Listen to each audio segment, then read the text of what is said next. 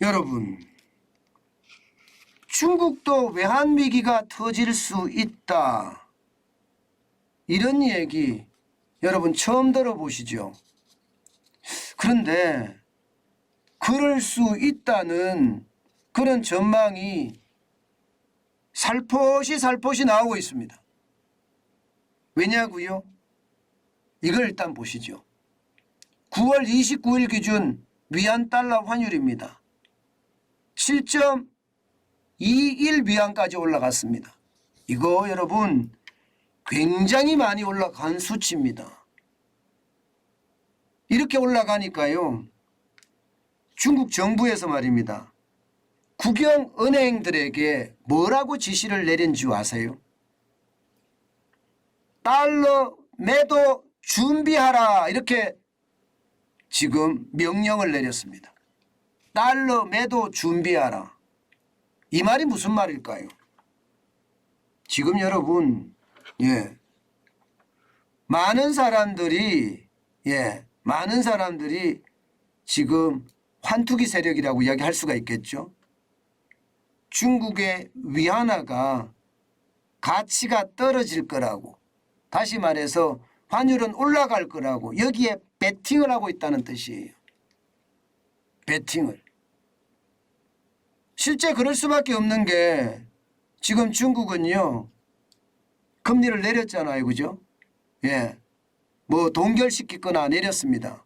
그러면 시중에 계속 돈을 푼다는 이야기인데 시중에 돈을 풀면 위안화가 시중에 많이 퍼질 거 아니에요? 그러면 위안화 가치는 더 떨어지고, 그죠? 7.21 위안이지만 이거 7.3 위안까지도 갈 수 있다. 뭐 이렇게까지 예상하는 게 그 이유입니다.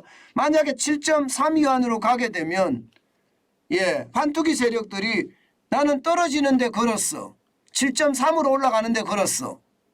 원화값이 위안화 값이 떨어지는 거 말하는 겁니다. 환율이 올라가는 게 위안화 값이 떨어지는 거니까 7.3에 가는데 걸었어. 그러면 거대한 막대한 이익을 취할 수가 있잖아요. 막대한 이익을. 그래서 이게 7위안이 넘어서면 위험의 어떤 신호가 올 수도 있다 이렇게 이야기할 수 있거든요.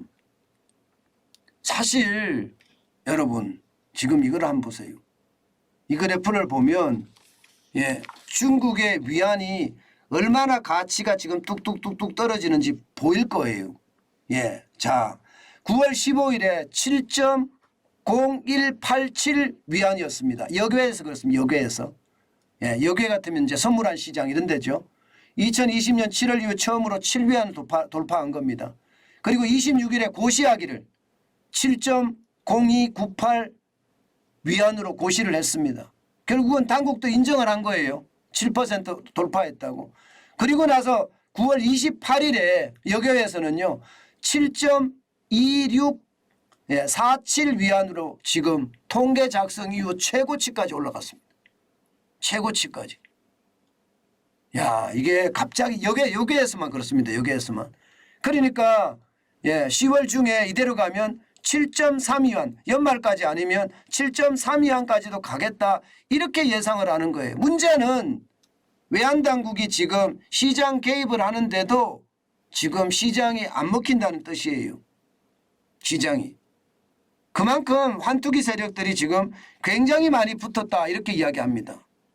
사실 중국이 환투기 세력이 붙었던 적이 있습니다. 그 당시에는 판정성으로 중국 정부가 이겼어요.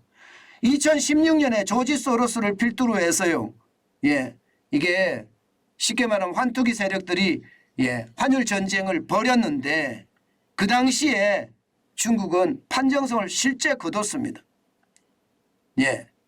실제 거뒀습니다. 그때 어떻게 했나 하면요. 기본적으로는요. 인민은행이 외환 보유액을 활용을 해서 달러를 계속 푸는 거예요. 달러를 계속 풀면 위안화 가치는 올라가겠죠. 그러면 환율은 떨어지겠죠. 그렇게 실제로 풀었고요. 두 번째가 은행이든 개인이든 쉽게 말하면 달러 많이 가지지 마. 규제를 한 거예요. 거래 제한을 해버렸던 거예요. 은행이든 개인이든. 지금은 많은 중국인들이 달러를 사들이고 있잖아요. 그죠? 사지 마라 이거죠. 은행도 사지 마라. 예, 그렇게 이야기를 하고요. 반대편에서는요. 채권시장 확 열어버린 거예요. 외국인 투자자들에게 들어와라. 너네 달러 가지고 들어와. 예, 들어오면 우리가 채권 싸게 줄게.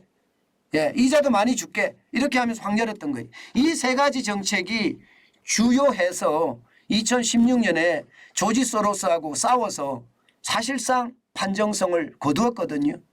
여러분도 알다시피 영국은 싸워서 졌잖아요. 근데 중국은 판정성을 거두었습니다. 그러니까 지금도 이제 걱정 없다. 우리는 한번 이긴 경험이 있다. 예. 그러면서 말입니다. 중국의 외환 당국은요. 아예 깨놓고 이야기합니다. 위안화 환율의 급등 또는 급락에 함부로 돈을 걸지 말라. 이렇게 하면서 구두근교를 하고 있고요. 반드시 돈을 잃게 될 거다. 이렇게 호언장담을 하고 있습니다. 그러나 여러분, 중국이 2016년에 환투기 세력들과 싸워서 이겼다고 해서 또 이길 수 있을까요? 시장은 계속 변화하고 있거든요. 사람은 그에 따라서 많이 달라집니다. 저는 이게 계속해서 이겨갈 거라고 이렇게 생각은 하지 않습니다. 분명히 말입니다. 분명히 불안감은 점점 커지는 거 당연합니다. 지금 이대로라면 지금 보세요. 환율 자체가 지금 7.21이니까 굉장히 많이 올라간 수치거든요. 이게 1997년의 위기 때 8.28이었잖아요. 점점 올라가면 그렇게 충격이 더 커질 수 있겠구나 하는 생각 많이 합니다. 2008년의 어떤 기준을 보면요. 2008년이 7.26%까지 올라갔었거든요. 지금 그때까지 올라갔잖아요. 그죠? 7.26%. 그렇기 때문에 중국이 달러를 굉장히 많이 가지고 있다. 3조 713억 달러를 가지고 있다. 이렇게 이야기를 하지만 달러가 많은 게 문제가 아니다. 이게 IMF가 권고하는 상황에 보면 3조 713억 달러는 30% 수준이다. 대한민국은 4,383억 달러인데 이게 99.8% 수준이죠. 그런데 중국은 3조 713억 달러가 그렇게 큰 높은 수준은 아니다. 그렇기 때문에 중국도 외환위기가 발생할 확률 있다. 없는 게 아니다. 있다. 만약에 중국의 외환위기가 발생하면 전 세계는 공황으로 빠져들겠죠. 아마 그렇게 될 가능성이 굉장히 클 겁니다. 그렇게 될 가능성이 굉장히 클 겁니다. 그렇기 때문에 저는 시장의 위험성 지금 점점 커진다. 이렇게 저는 생각을 합니다. 여러분, 시장이요. 지금은 완전 지뢰밭입니다. 영국발 지뢰밭, 러시아발 지뢰밭, 미국 금리 인상발 지뢰밭, 중국발 지뢰밭. 지뢰밭이 한두 개가 아니에요. 우크라이나발 지뢰밭, 남유럽발 지뢰밭. 지뢰밭만 하더라도 워낙 많기 때문에 지금은요. 진짜 몸을 움츠리고 시장을 아주 철저하게 바라봐야 될 때가 아닐까. 저는 그렇게 생각을 합니다. 워낙 지뢰밭이 많으니까 함부로 움직이지 말아야 되는 것 지금 필요해 보입니다.